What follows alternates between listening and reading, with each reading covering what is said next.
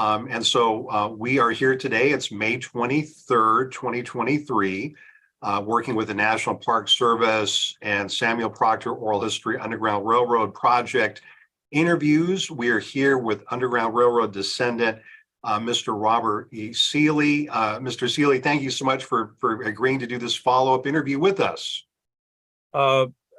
It's really nice to be here. It's all about education. And I'm happy for the interview to spread the word about many people that are really forgotten in our history. Yes, sir. Well, thank you so much. And then also for the record, we have Robert Smalls, Ian Radford, and Adolfho Romero from the Samuel Proctor Oral History Program with us as well today. And Mr. Seeley, I wonder if we could start by kind of getting some follow-up questions from our last really exciting interview that we did with you, and then later transition into your more recent work with the Delaware Assembly. I wonder if we could begin with, if you wouldn't mind, and just take your time with this, because I know it's a complex question, but if you could elaborate on your genealogical connections to Thomas Garrett and kind of draw those out a little bit more. All right. Doing the genealogy, which was quite a few years back, and I wrote a book on the genealogy in 2005. Thomas Garrett's father was Nathan. Nathan had a brother, his name was Joseph, who married Mary Sharpless. And I'm from Joseph and Mary's line, Joseph and Mary. I thought that was pretty good. And Thomas Garrett, the abolitionist's first wife, was Mary Sharpless. So I tied not only to Thomas, but his first wife, Mary Sharpless. So how am I related to Thomas? I am a second cousin, since we connected the grandfathers, and six times removed. That's how I'm related to Thomas. Wonderful. And in terms of, this amazing work that you've done on kind of exploring and teaching people about Thomas Garrett, can you also talk about your connections and your understandings of the Quakers? Because I know in the first interview you alluded to the Quakers in our other interviews with Bruce Purnell, and they also mentioned the Quakers. Can you talk a little bit more about the role of the Quakers and their connections with Thomas Garrett and the Underground Railroad? Thomas Garrett, when he grew up in Upper Darby, Pennsylvania, and he attended the Darby meeting. The Darby meeting, there were many abolitionists. They were against slavery, the Darby meeting. That doesn't mean all the meetings felt the same way, but Darby was very strong in their belief. They had the Sellers family, our Garrett family. I'm actually related to the Sellers family too. The Pennock family, the Rhodes family, Thomas Garrett's cousin. So they grew up and wanted to abolish slavery. This is a very strong Quaker group. So he met a lot of friends and family here in Upper Darby area. They were against fighting in wars. We knew they wouldn't take up arms, even though I have a letter that says during the Civil War that he sent in an individual up to Lucretia Mott's place, camp. Oh, geez, I get these senior moments, Paul. Oh yeah. It's like up north of Philadelphia, and I'll remember like 5 minutes or 10 minutes from now, to enlist in the army. He apologized in his letter because he knows most Quakers are against it. He also had his oldest son, Elwood, nephew, fought in the Civil War. He was Quaker. He fought in the Civil War. S. Rodham Smith, and he received the Congressional Medal of Honor. So even though there are a lot of people that wouldn't take up arms, they they would end in other ways. And some did take up arms and they would disband from the meeting house. Now, there are meeting houses that wouldn't break the law. Thomas Garrett broke the law by harboring individuals in his house.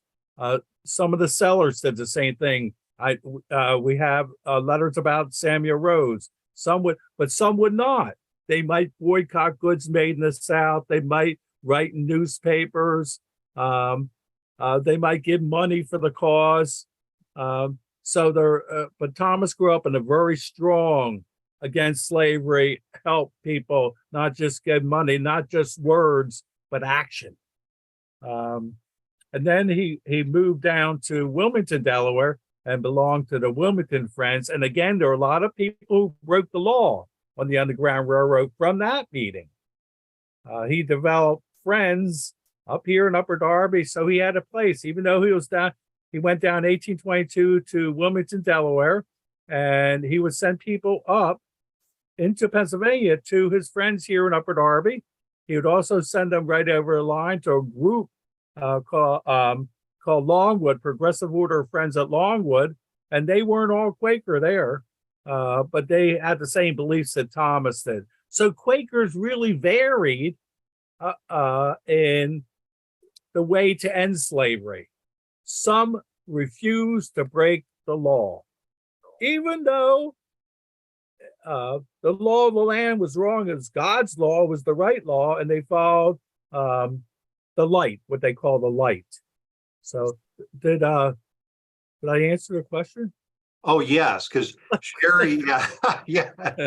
And yeah, because I mean, we knew generally, but we wanted, because I mean, you're the expert. And so we really wanted to get that information from your perspective about Wilmington, the Quaker Meeting House in Wilmington. And as Thomas Garrett kind of moved around, as you mentioned, there's this really amazing diversity of approaches to the institution of slavery. And I remember, even in college learning, there were some abolitionists who said, hey, we got to work within the system. And other abolitionists said, well, the Constitution is a pact with Satan. And so you can't work within the system. So it's really interesting. You're giving us on the ground how those debates played out.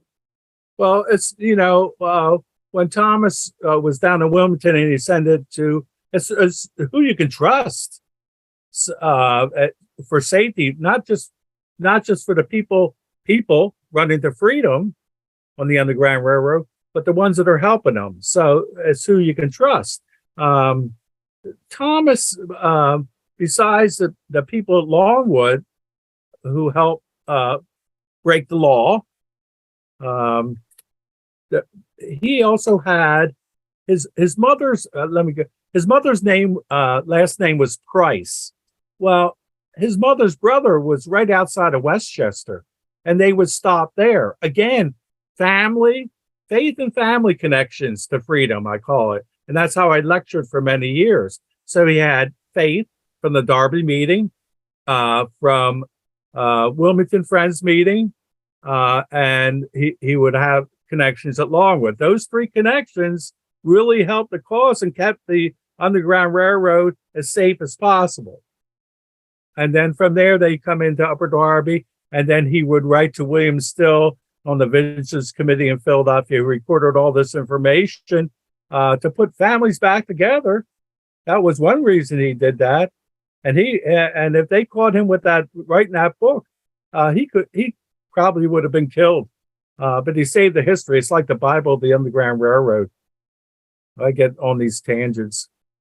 No, that's great. That's so you're telling us how William Still really, in from one direction, kept tabs on what was happening in places like Longwood, Wilmington, Upper Darby. But I've always wondered, how did the vigilance committees in the North really stay in contact and know in advance?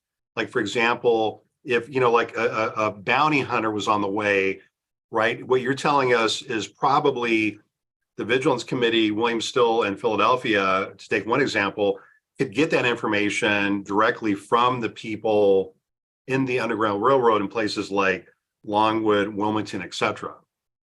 And Thomas would send sometimes a person with the group or the individual, whoever is running the freedom. He might supply a carriage, but he also would supply a conductor, an individual to take him to the next stop. And they could take him from Wilmington, Delaware, up to William Still's home. And then he could record the information. So they, and there was always, there might be a change of clothes. Thomas might get rid of those clothes. They're what you wore when you were enslaved. Let's give you new clothes. And he might say, Rachel, which was his second wife, he might say to Rachel, you know that dress that you bought the other week? Give it to her. Give it to her. She needs a new dress with a bonnet and a veil and some new shoes. And then he might say to Elwood, Henry, Eli, he might say, the kids need clothes too. Give up your clothes. So, Rachel doesn't get a lot of credit, and she did quite a bit and supported him, even though he was, when he was fined $5,400 by Chief Justice Roger Bocconi, Rachel stayed with him. If my wife, it's like being fined $500,000 today. And I said to my wife, if I was fined $500,000 today and I continue my illegal activity, would you stay with me, honey? And she says, absolutely not. What do you think I am, crazy? Right. But how many spouses would stay? And Rachel did. Not only did she give up her clothes, but she could have lost her home and all that money. So a lot of the women don't get recognized for what they did. And Rachel did a whole lot for Thomas. And I know Thomas would have appreciate what she did. Yeah. But you're right. Something that I've seen, Mr. Seeley, when you spoke at the assembly and looking, at your speech, preparing to speak before the Delaware Assembly. And one thing I think that's been continuous in your career as a lecturer on the Underground Railroad is the goal you have of making sure that people like Rachel and others who don't get the credit, because from what I understand so far, sir, you're saying that Underground Railroad was a family affair in many ways. It was built on mutual trust, right? More than any other thing. And Thomas was surrounded by an African-American community that worked together. It wasn't just Thomas. He had many other people in Wilmington, Delaware, that would harbor individuals running the freedom. They guarded Thomas's house, so where could they go? And the example, the appreciation. I think it was they gave the African American churches gave him a silver tea set. I don't know verbatim. It goes like to Thomas Garrett through evil report and good report. They faithful friend and wise counselor. They generous benefactor of the wrong and oppressed from the colored people of Wilmington, Delaware. And that's the churches. It's a silver tea. I call it a set. They had another name for it, silver tea something. But that shows appreciation. Service. They call it service. Service, is that it? Service, yeah, absolutely. That's right, Paul. So it's about people working together. So he was friends with the Shad family, Abraham Shad. In fact, when Thomas had passed, it was the Shad family, and we have the letter that's sent to Henry, his son, who was a dentist, showing the condolences and what type of individual they thought Thomas was, and they knew he was. It wasn't just Thomas and Wilmington that helped people to freedom, but a group of individuals from many backgrounds that helped people to freedom. Yeah. Mr. Seeley, a couple of questions from that, this is really intriguing. So you mentioned that people came together to defend physically Thomas Rachel's house. Do we know who those people were? And do we have a sense of like how they did this? Are you talking about like armed defense or just a physical barrier? They would stand by his house to make sure he was all right. His life was threatened a few times. The state of Maryland offered a large reward for his arrest. So from what I understand, they kept guard outside his house. When he was on the street, they could protect him or warn him of possible danger. So this was like an African American Vigilance Committee kind of thing. Well, I guess that's a good word, a vigilance committee to protect them from any harm. I think that would be. I think that'd be the correct wording. Okay.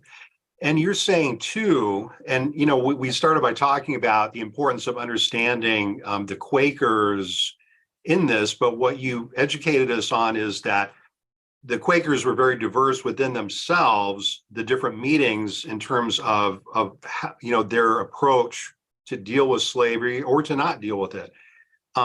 What are some of the other groups in your mind that don't necessarily get the kind of credit that they should get in terms of their stances, like vis-a-vis slavery and the Underground Railroad? Oh, you're talking about the other churches that might be involved? It could be other churches, it could be other, communities, other kind of groups. The Longwood group was not Quaker, all Quakers. There are many people that they could have been Methodists, they could have been Catholic, they could have been different denominations, and so that would be other than Quakers. The Longwood group were radical abolitionists.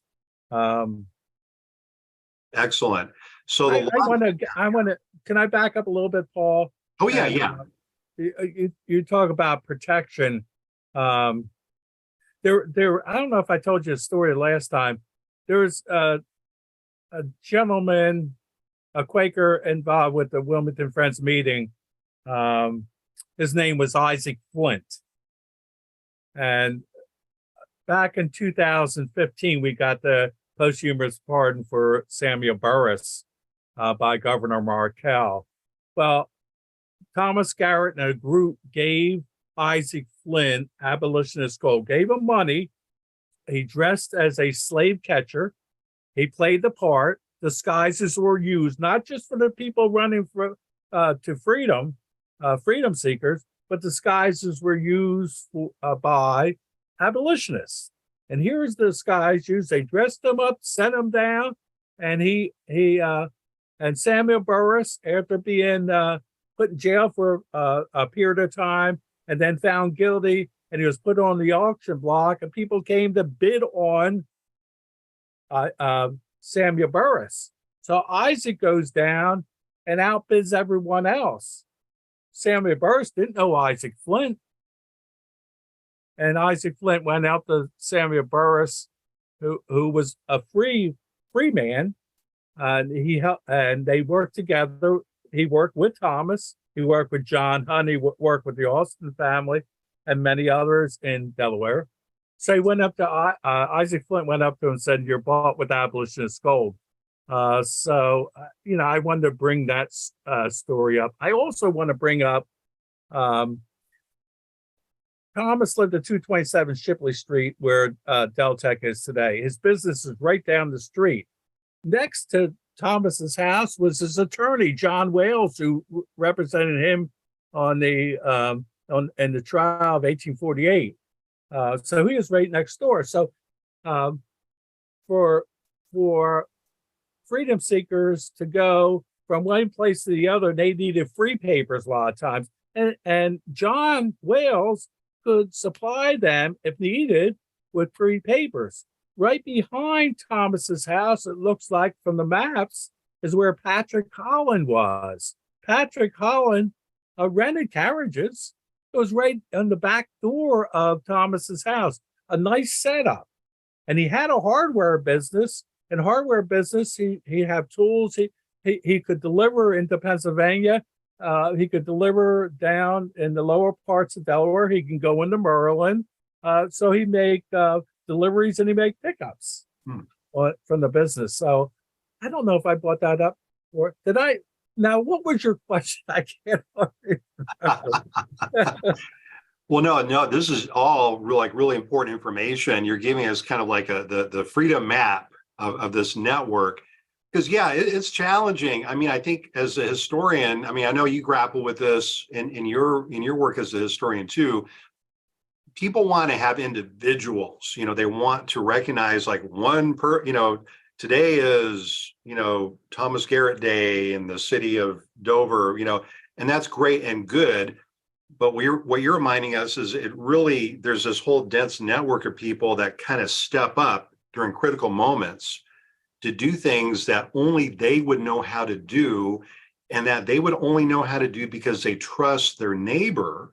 And I think neighbor here is an important term, not just physical proximity, but also, this idea that we're going to do what it takes to fight this system at a time when most people are, supporting.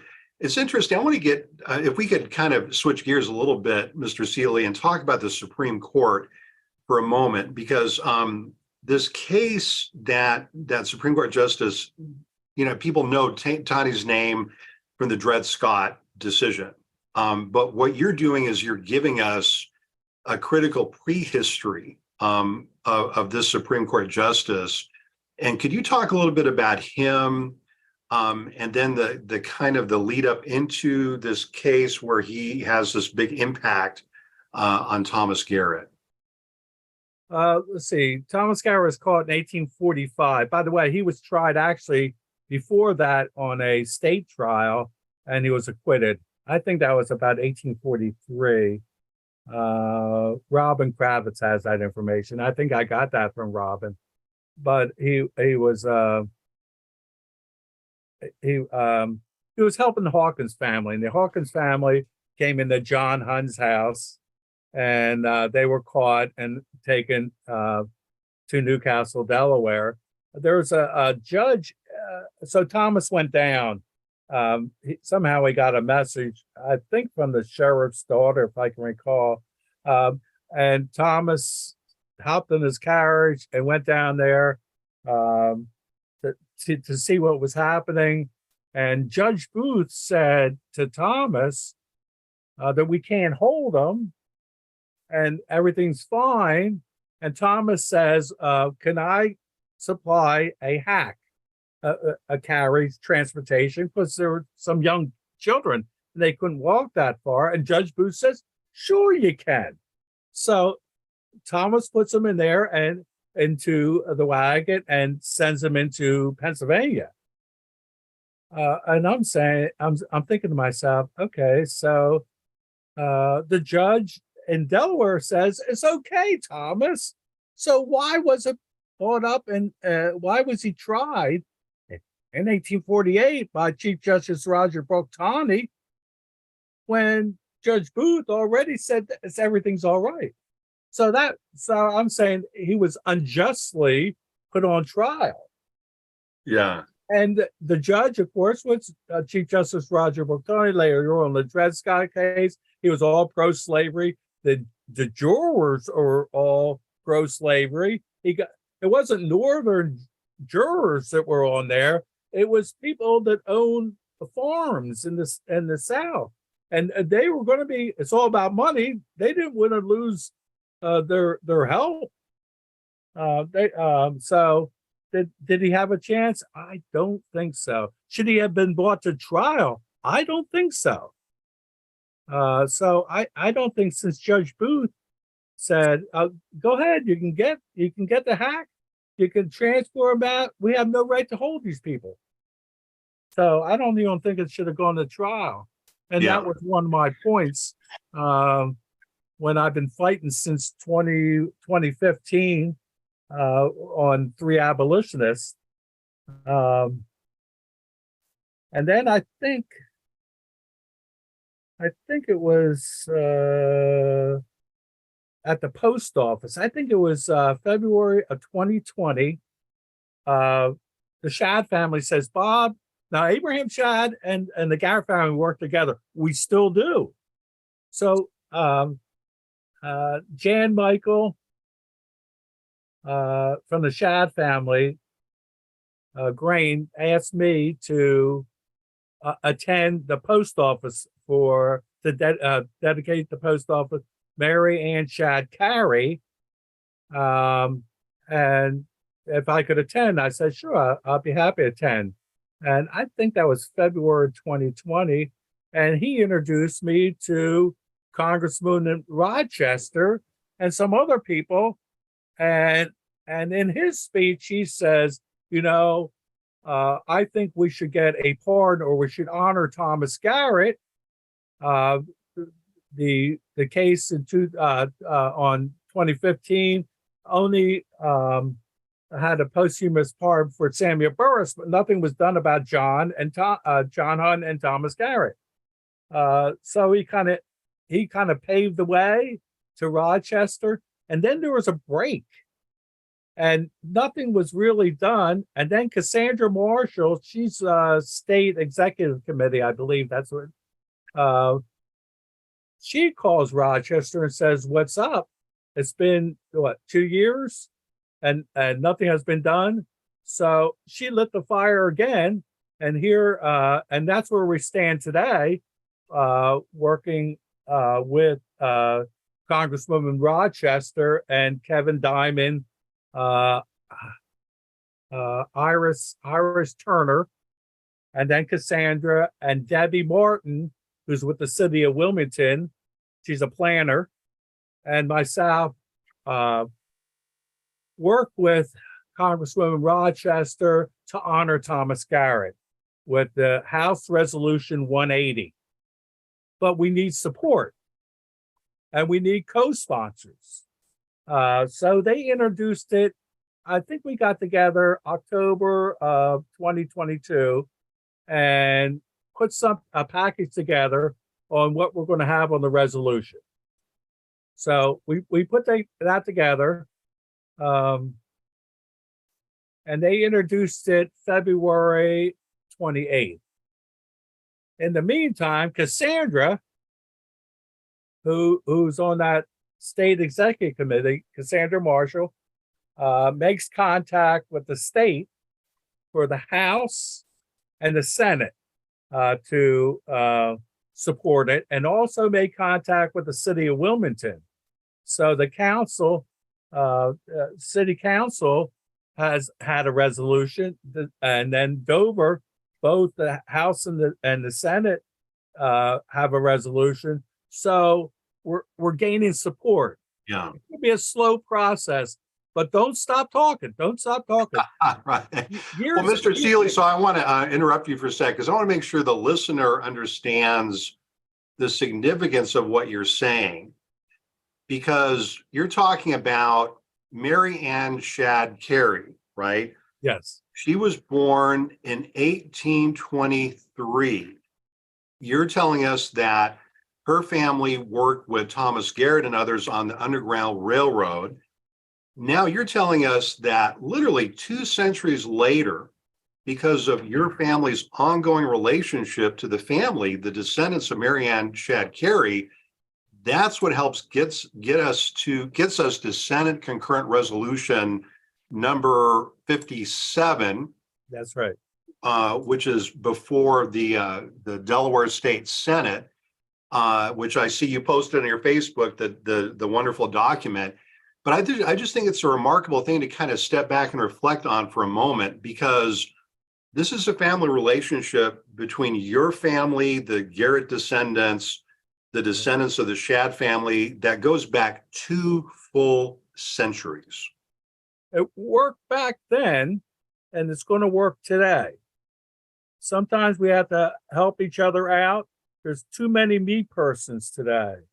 The only way, not the only way, in order to get things accomplished, it doesn't usually take one person, it takes many. And for Shad family,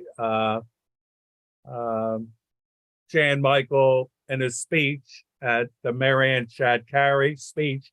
And also there was a dedication for Abraham Shad, a historical marker put up in Wilmington.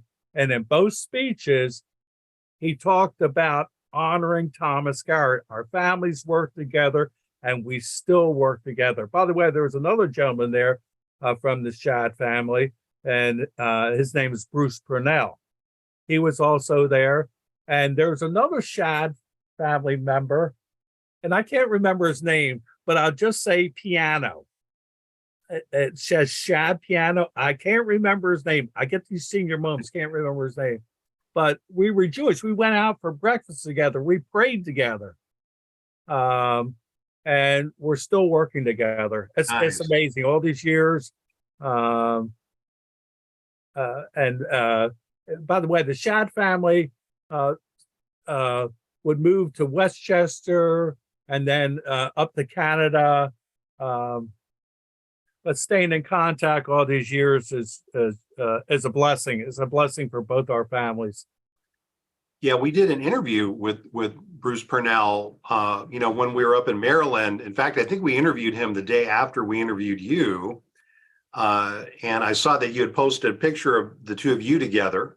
And he talked about Marianne Shad. I mean, the thing about Shad is, the first lecture I ever gave in African American history I talked about her. And so when you spoke about her and when he spoke about her, I was just astonished to be able to talk to people who could talk about Marianne Shad as a human being, as opposed to just kind of an icon. It was just incredible. The picture you have with Bruce and I, of course, Bruce is like 6'7". I'm 5'8". He just towers over me. It's kind of funny looking, the two of us together. And then I have a picture of Jan Michael, Bruce, myself, my twin brother. He's 5 minutes younger, and I think my sister Mary in the Wilmington Friends meeting. It was after a lecture, and that's the first time I met Jan Michael. I had met Bruce before, but that's the first time I met Jan Michael. And it was a lecture by Peter Dalio, or Dallier. I think it's Dalio. Someone's going to correct me on this, but I can't remember. And he gave a lecture in the meeting house. Right. Well, Mr. Seeley, I want to give Robert and Ian a chance to ask you a question or two if they have any. Before that, I guess one of the last questions that I have for you is that if you could talk to us about what it means for you to, when you're lecturing sometimes to younger folks or to the public, sometimes you dress in, what we know as period costume, the types of apparel or clothing that Thomas Garrett and his contemporaries would have wore. What is it? Can you talk about that as part of your repertoire and why you do it and why you think that it's important and as a kind of a educational practice? It's always good to see, not just hear. So when I dress and go into elementary schools, or when I lectured in that, or when I play the part of Thomas Garrett, it's more interesting for the children to see that. So they're more attentive and their minds don't wander as much when they see me dressed as Thomas and talk in first person. By the way, I dressed as Thomas when I went down to Dover, Delaware. I even took his hat down. So I played the part, but I spoke as Robert Seeley when I gave the speech. But it's important and try to speak in simple terms, and sometimes that's hard to do. And I love to talk to younger people. I teach them when they're real young. And I talked to you when we're in the museum about the books, the scholastic books. on Harriet, the scholastic books on people who loved each other and cared about each other and put a end to the evils of slavery. I was thinking, I used to sing in church, Jesus loves the little children, all the children of the world, red and yellow, black and white, they are precious in his sight. Jesus loves the little children of the world. And then I walk out and I hear racism from the people that sang this in church. And I was appalled that this occurs because I didn't grow up that way. So getting back to the children, teach them when they're very young. So dress as a character and talk about people helping each other out when it comes to anything. And I talk about also money's the root of all evil. It still is today. Back then it was all about money, and that's why slavery, and it was robbing the slave owner of money. And you can see the value. And I talk about the value of the rewards. I show them the rewards, and the rewards. Why do rewards differ? Well, it's according to how old you were. A person in their 80s, they might have a zero worth to that slave owner. Harriet, of course, was taking away so much money from them that her reward kept on growing and growing and growing. And I'll say it here too. And I have to watch when I talk to children about this, but women were raped by the overseer, raped by the owner to produce more children for that plantation. When the ports were closed, how could you expand your help? How can you increase your value? And they were raped. Older people I can talk to about that. But, it touches my heart. My heart might be damaged on the outside, but it has a lot of love in the inside. And when I hear that, my heart does ache. Talking about that particular subject. But I have to watch how I say it and who I say it to. Yeah. Well, it's an important discussion. As you know, in Florida, we're having that debate right now. And, we have been told in some cases, don't talk about those difficult periods of history and keep everything rosy. But obviously, you can't talk about U.S. history without talking about the Supreme Court, the Underground Railroad. Why did the Supreme Court take that case in particular? There's a whole track record of Justice Taney and really kind of going out of his way, and most of the court going out of their way to make sure to prop up slavery as an institution. And this is something the abolitionists were very well aware of. I read, my last book, I did a lot of reading in the National Anti-Slavery Standard, and my eyes were really open, Mr. Seeley, about how abolitionists viewed the Supreme Court.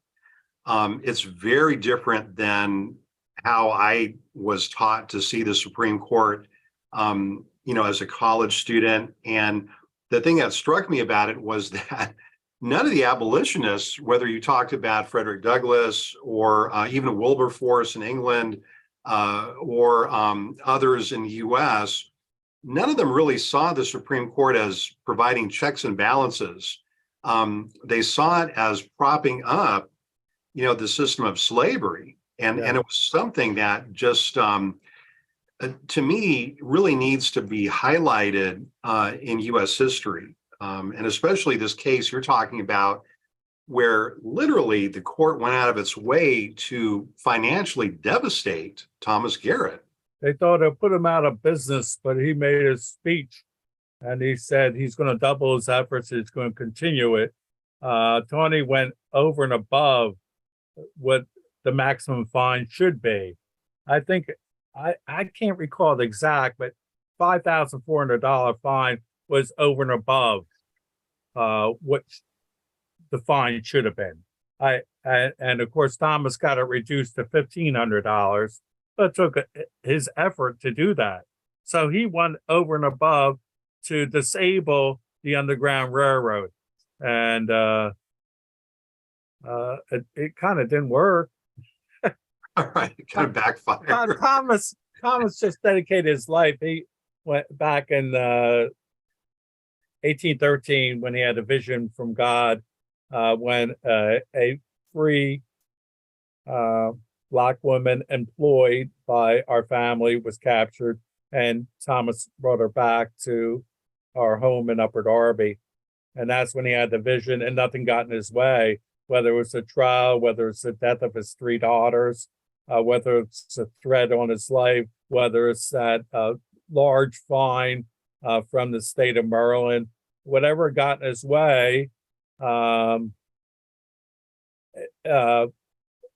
He had a mission. He was a vessel used by God, and there has to be a reason. And they said, I'll give you an example. They said, well, Thomas, you're fined $5,400. You're found guilty. Do you have anything to say? And he said, it's a victory. A victory? How could it be a victory? You just fined $5,400 because the news got out. Today the Associated Press would be all over the world, but at that time the newspapers printed it. People talked about it. The people that were enslaved still knew where Thomas Garrett lived. More money came into the anti-slave society. So why would God put him on trial? Why would God have and fine $5,400? There has to be a reason. The reason being, Thomas thought to himself, is because the news got out. More people will come to freedom. More money will come in. You see his thinking? Yeah. So that's why it's a victory to Thomas. And then people in the meeting house bought back a lot of the stuff and supported him. So, and Rachel did have some money. The Mendenhalls did have some money. So that really helped out too. Even though Rachel gave her clothes away and Rachel cooked and Rachel put those Band-Aids on and helped out with very little credit, except I'm sure Thomas says, thank you, Rachel. Thank you, Rachel. But anyway. Exactly. Right. Well, Mr. Seeley, we know you have a busy schedule getting ready for your next engagement, but I wanted to give Robert and Ian an opportunity to ask you a couple of questions. Robert, did you have anything to ask of Mr. Seeley? Yes, sir, I do. First things first, thank you, Mr. Seeley, for a great interview. Thank you, Dr. Ortiz, for letting me on, and I'm sorry about my camera. But my question is, how do you suggest those in the greater history community to protect these stories for the next generation? Because listening through this interview, I never heard of Thomas Seeley. I never heard of any of these great abolitionists throughout history who risked their lives and their personal finances for something they believed in. So how do we protect these for the future? Well, we have something that we didn't have when I grew up, and that's computer. We have Facebook, we have social media, and a lot of people say, oh, the kids are playing on it too much and so on. So thank God for social media. So I can put on Facebook these stories. I could develop a Facebook page for Thomas Garrett and Riverview, which I did, and people can see it. 20 years from now, I guess, unless Facebook takes it down, the other is get it to the highest level we can get it, so it will be nationally recognized. And we're working on that now. We got Samuel Burris' name out there. We got Harriet in the movies, and Harriet's going to recognize some of the other people that helped her to freedom. So Harriet's going to help Thomas still, and Thomas is going to help Harriet. It still works the same way. When I get it down to Dover, all those people in there, are they going to spread the story? Absolutely. So I can still spread it, but there'll be many more people spreading the story. When I get in Washington, which hopefully will be soon, with Rochester, I'll talk to, again, many people. They'll read the documentation on the House resolution. Then it'll be entered into the records. And people will see those records in the future. Not just about Thomas. And that, I talk about the other people. You have Fortin. You talk, and Lucretia Mott, Robert Purvis. There's so many other people. And when I lecture, so once we get Thomas in there, maybe John Hunter will be in there. We got Samuel Burris, Harriet's being mentioned. There's Routes to Freedom on the byways with Harriet. So 30 years ago, we're making a tremendous progress, and the train to knowledge is still running, like the Underground Railroad train. The train to knowledge, the train to honor and educate and celebrate. We're heading in the right direction. There's some people that aren't, but don't let that get in your way. Just keep on talking. Keep on talking. I want to go back a little bit. When I was out of the field, the horticulture field, for a little bit, and I worked for the insurance companies. And this old timer said to me, when you knock on a door and talk about life insurance and try to get an interview, never put your foot in the door, because when they slam the door, you might have a broken foot. Always put your head in the door, and when they shut the door, you can continue talking. And that's what we had to do today. We had to put our head in the door, and when they close that door, our head's still there and our mouth can still move. That was an old timer years ago that told me that. So we're spreading the word. Do I think it's going to stop? People are going to try to stop it, but we have too much steam build up now that it's not going to stop. You might have individuals, but I believe, I really believe that would be put to an end. How long is it going to take? I don't think too long it will take before people put a stop to that. We need it. We need to teach it in our schools. And if they're not going to teach it in our schools, we've lectured on it for many years. But we have to get to the highest level for more and more people. And like I said, the computers are wonderful. Yes. Thank you so much. If we have enough time, I have just another question. I see throughout your story, you told me about how you worked with these city councilmen, you've worked with these Congress people. How would you go about fighting against institutions that seek to minimize its history?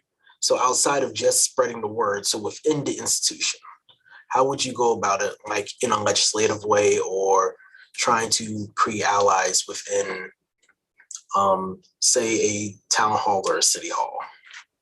So the question is, there are some people within an organization or our government that will have the opposite viewpoint and try to stop it. Is that what the question is? Yes, sir. But I'm asking, how do you go about making those connections to the people who could be potential allies? That would support it? Yes, sir. Same way as the Underground Railroad work is who you know and who you can trust. And once on the Underground Railroad, once Thomas knew Abraham Pennock knew this person that way. And once he knew the Sellers family knew the Price family. So again, it's just building up. You start from one point and build up relationships. Cassandra Marshall on this House resolution, I know Cassandra Marshall for years. And of course, she's with another senior woman, State Executive Committee. And so she had connections. And I worked with Cassandra when I was on Quaker Hill Historical Preservation Foundation with Baron Marin. So I make connections there. And here, this connection I made with her probably 25 years ago has paid off. And we're working together for the House resolution. But she had connections to Rochester. Did Rochester knew me? I was introduced to Rochester through the Shad family. That's how I was introduced on the Abraham Shad and the post office.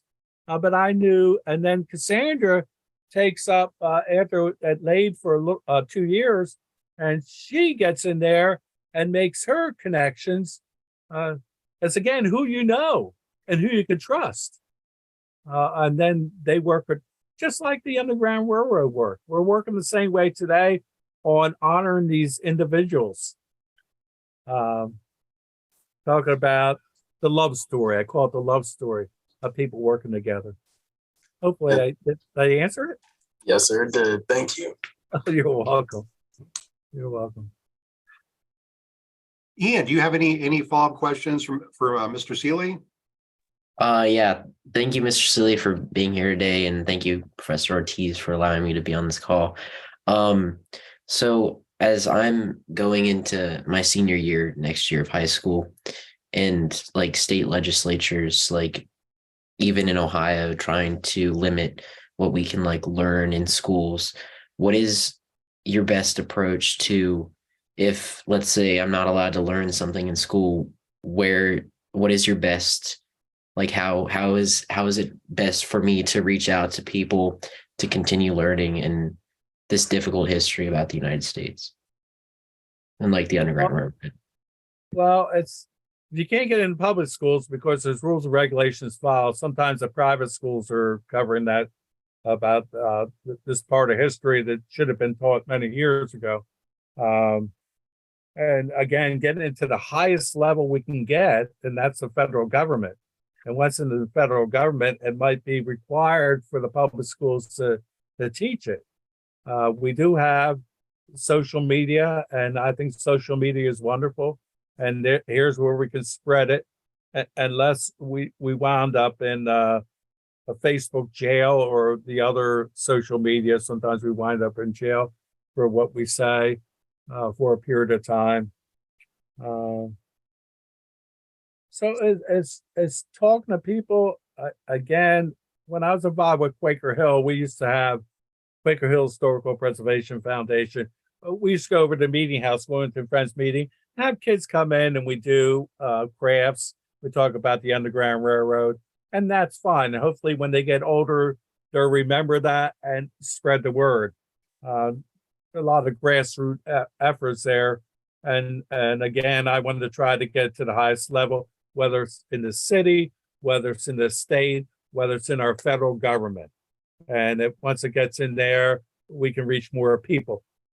And just as Thomas used newspapers, newspaper coverage, TV coverage, radio coverage. I've been on radio, I've been on TV, and then you can hit a lot more people like that.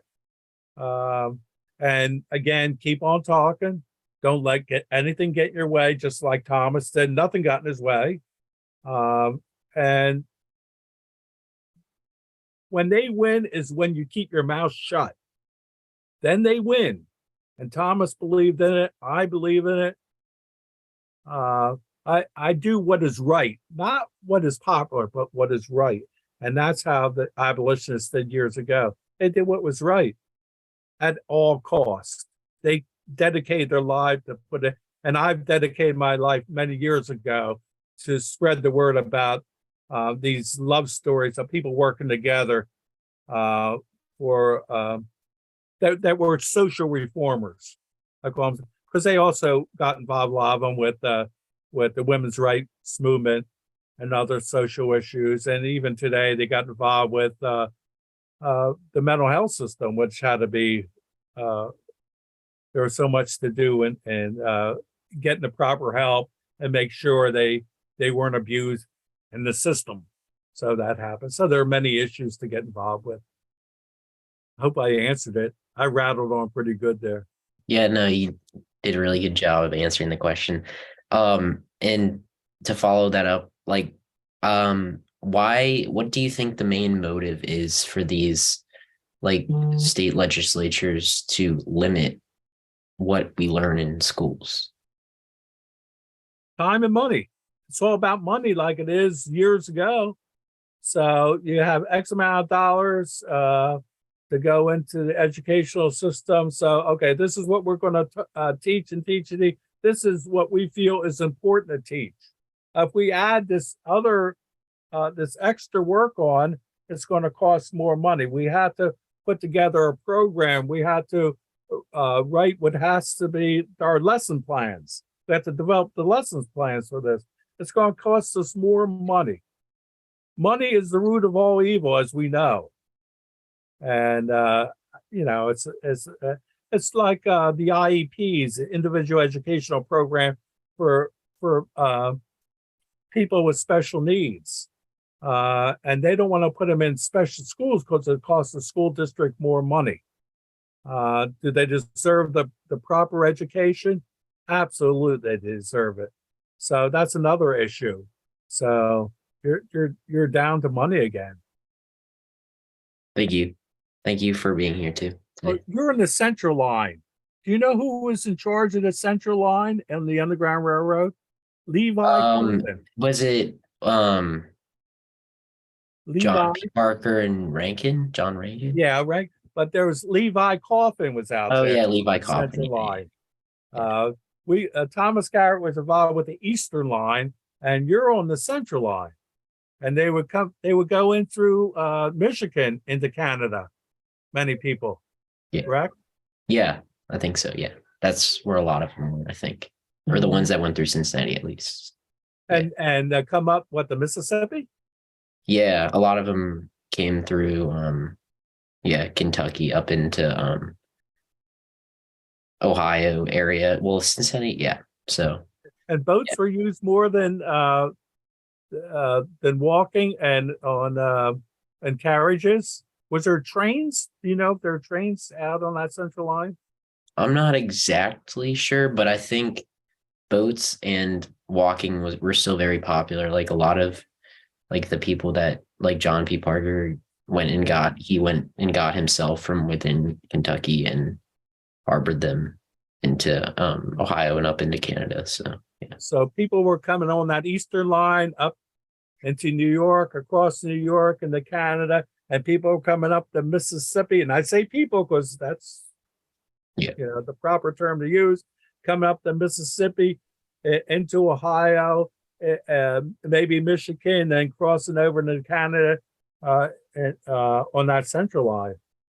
Yeah. So many people, you don't hear much about the Central Line as you do the Eastern Line.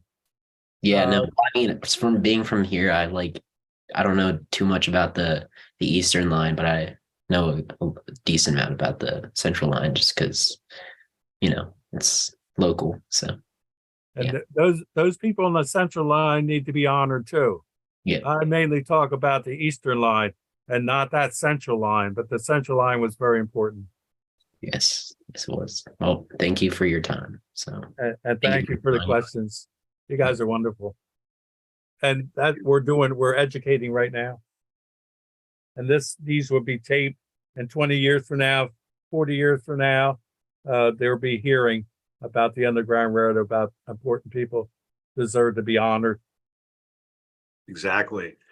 Well, Mr. Seeley, so I hate to do this, but we're kind of wrapping up now. And are there any other thoughts that you want to, kind of conclude with, things we haven't talked about, or things that are, in your heart and mind, especially in the wake of the very active work you did with the Delaware State Assembly, which is ongoing. Of course, you mentioned the highest level, right? That was one of the takeaways today, get things up to the highest level.